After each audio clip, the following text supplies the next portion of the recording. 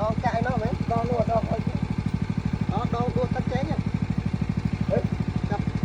chặt tray sân này chặt rồi con rồi cái gì ăn này rồi giờ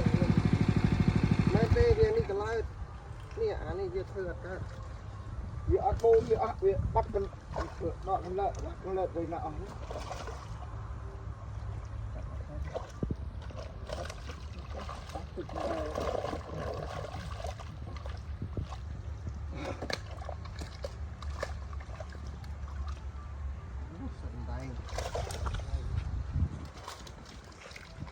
đây đua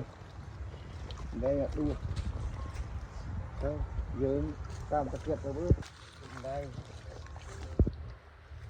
mấy cái cháo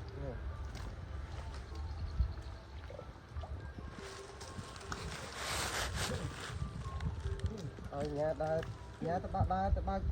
thiên hai nhà